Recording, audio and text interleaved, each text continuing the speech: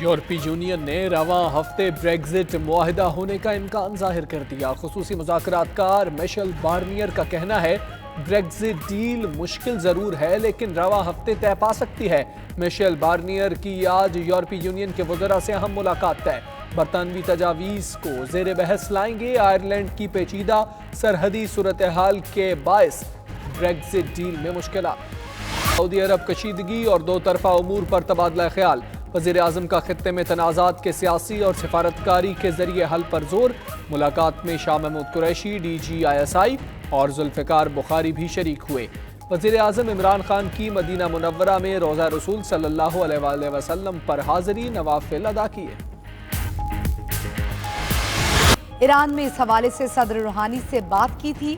اب دیکھتے ہیں کہ ایران اور امریکہ کے معاملات کیسے آگے بڑھتے ہیں۔ کشیدگی میں امریکہ کا معاملہ زیادہ گمبھیر ہے۔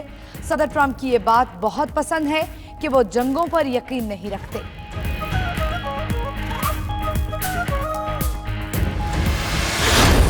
برطانوی شاہی جوڑا آج صبح 8 بجے اسلام آباد سے چترال کے لیے روانہ ہوگا۔ شہزادہ ولیم اور کیٹ مڈلٹن بروغل اور بمبوریت جائیں گے۔ معزز مہمان 17 اکتوبر کو لاہور کا دورہ بھی کریں گے۔ منگل کی شب شکر پڑیاں میں عشائیہ میں شرکت کی۔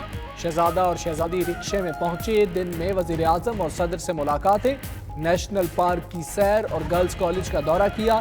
شہزادہ ولیم نے کہا پاکستان نے دہشت گردی اور نفرت کے خلاف بہت قربانیاں دی ہیں۔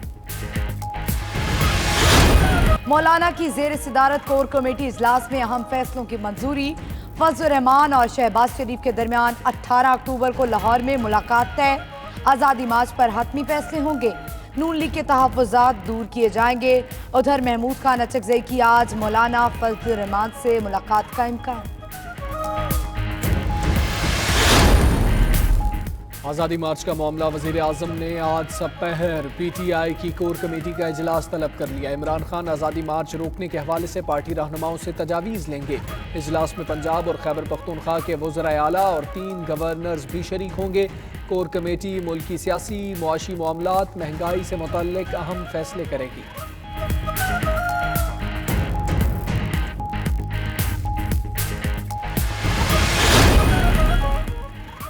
حکومت کسی کو نوکری نہیں دے سکتی، وفاقی وزیر فواد چودھری نے صاف صاف بتا دیا۔ کہتے ہیں عوام ملازمتوں کے لیے حکومت کی طرف نہ دیکھیں، نوکریاں دیں گے تو ملک کی معیشت بیٹھ جائے گی۔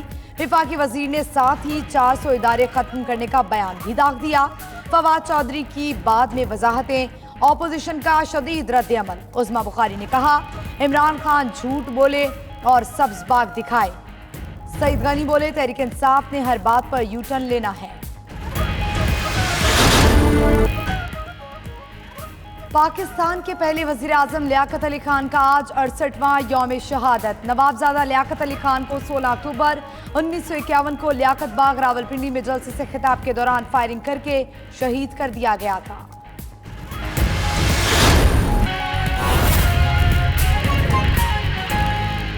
92 نیوز، میں ہوں حمزہ طارق اور میں ہوں مہنور افتخار۔ ہیڈ لائنز آپ نے جانی۔ بلیٹن کے آغاز میں آپ کو بتائیں گے وزیر اعظم عمران خان کا دورہ سعودی عرب۔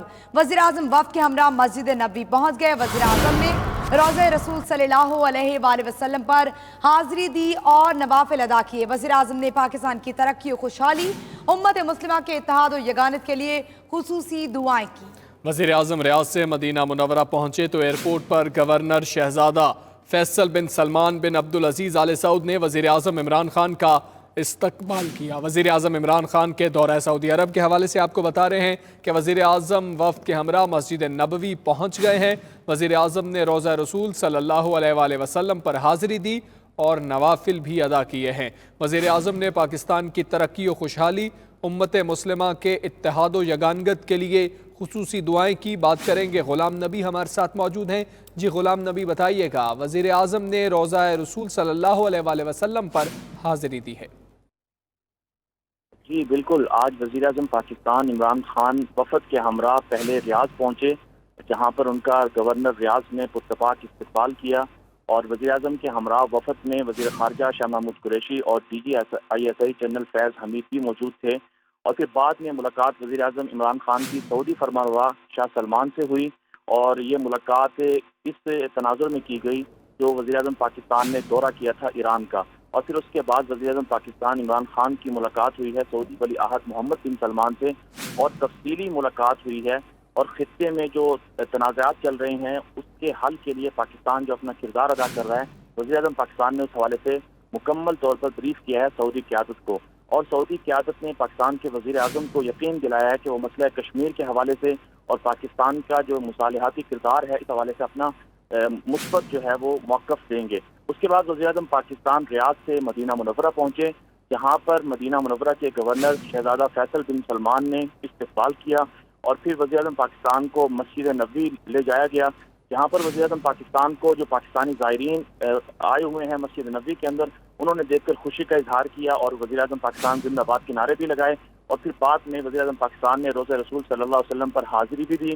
اور اس کے ساتھ ساتھ وزیر اعظم پاکستان نے ریاض الجنہ میں نوافل ادا کیے، اور اس موقع پر وزیر اعظم پاکستان نے پاکستان کے لیے اور بالخصوص کشمیر کے مظلوم مسلمانوں کے لیے خصوصی طور پر دعائیں کی، اور وزیر اعظم پاکستان کا اس موقع پر یہ بھی کہنا تھا کہ جو کشمیر کے مظلوم مسلمان ہیں اور پاکستان جو امت مسلمہ کے اتحاد کے لیے کوششیں کر رہا ہے، انشاءاللہ وزیر اعظم پاکستان کی کوششیں ضرور رنگ لائیں گی۔ جی ٹھیک ہے غلام نبی، تفصیلاً آپ نے ہمیں اپڈیٹ کیا، بہت شکریہ آپ کا۔ وزیر اعظم عمران خان کا سعودی عرب اور ایران کے مابین پرامن تعلقات قائم کرنے کا مشن جاری ہے۔ وزیر اعظم عمران خان نے سعودی فرمانروا شاہ سلمان اور ولی عہد شہزادہ محمد بن سلمان سے الگ الگ ملاقاتیں کی ہیں۔ ان ملاقاتوں میں ایران سعودی عرب کشیدگی پر تبادلہ خیال کیا گیا۔ ملاقات میں بامی امور اور دو طرفہ تعلقات پر بھی تبادلہ خیال کیا گیا۔ وزیر اعظم عمران خان نے اپنے دورہ ایران سے متعلق سعودی قیادت کو آگاہ کیا۔ وزیر اعظم نے دونوں برادر ممالک کے درمیان اختلافات سفارتکاری کے ذریعے حل کرنے پر زور دیا۔ وزیر اعظم نے سعودی قیادت کو مقبوضہ کشمیر کی تازہ ترین صورتحال سے بھی آگاہ کیا۔ سعودی دارالحکومت پہنچنے پر وزیر اعظم کا شاندار استقبال کیا گیا۔ ان کا استقبال گورنر ریاض نے کیا۔ وزیر اعظم عمران خان کے ہمراہ وزیر خارجہ شاہ محمود قریشی بھی ہیں۔ عمران خان کے دورہ سعودی عرب پر آپ کو بتائیں کہ وزیر اعظم عمران خان دورہ سعودی عرب پر ہیں۔ اپنے وفد کے ہمراہ وزیر اعظم عمران خان نے سعودی فرمانروا شاہ سلمان اور ولی عہد شہزادہ محمد بن سلمان سے الگ الگ ملاقاتیں کی ہیں۔ ان ملاقاتوں میں ایران سعودی عرب کشیدگی پر تبادلہ خیال کیا گیا۔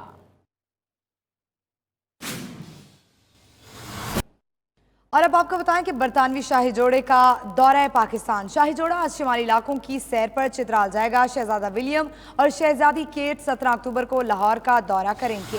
شاہی مہمانوں نے گزشتہ روز اسلام آباد میں مصروف دن گزارا۔ شہزادہ ولیم اور کیٹ مڈلٹن نے شکر پڑیاں پر عشائیہ میں شرکت کی۔ جوڑا رکشے میں سوار ہو کر تقریب میں پہنچا۔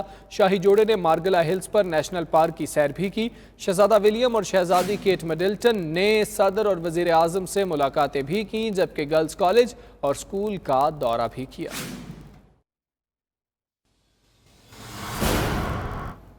شہزادی کے جوڑے، شہزادی کے بندے، کیٹ مڈلٹن کی ہر ادا چاہنے والوں کو بھا گئی۔ برطانوی شہزادی نے پاکستانی سٹائل اپنا کر دل جیت لیے۔ پاکستانی عوام اور برطانوی شاہی خاندان کے درمیان احترام، محبت اور خلوص کا رشتہ نیا نہیں بلکہ کئی دہائیوں پرانا ہے۔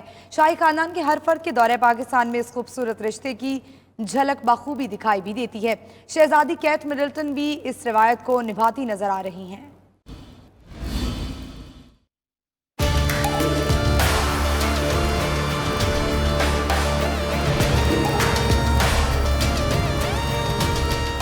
برطانوی شہزادی کیٹ مڈلٹن کا پاکستانی سٹائل، روایتی شلوار قمیض زیب تن کرنا، مشرقی جھمکے پہننا، بچوں سے شفقت، شاہی رکھ رکھاؤ، ناز و اندام پاکستانیوں کے دلوں کو بھا گیا۔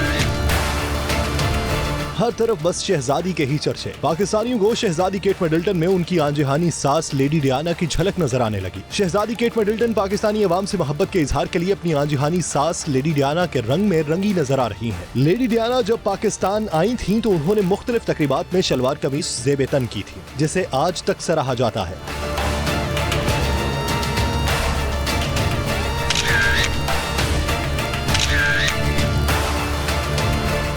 शहजादी केट मिडलटन कल शब पाकिस्तान पहुंची तो उन्होंने शलवार कमीज के साथ पाकिस्तानी ज्वेलरी भी पहन रखी थी। सदर ममलिकत आरिफ अलवी और वज़ीर आज़म इमरान खान से मुलाकातों के दौरान भी केट मिडलटन रिवायती मशरकी औरत के रूप में नजर आई। उन्होंने सब्ज रंग की कमीज और सफेद पाजामा पहना, दुपट्टा भी ओढ़ा। स्कूल, कॉलेज और मार्गला हिल्स के दौरे के दौरान उन्होंने नीले रंग की शलवार कमीज पहनी और बच्चों के साथ वैसे ही शफकत का मुजाहिरा किया जैसे उनकी आजहानी सास डियाना किया करती थी।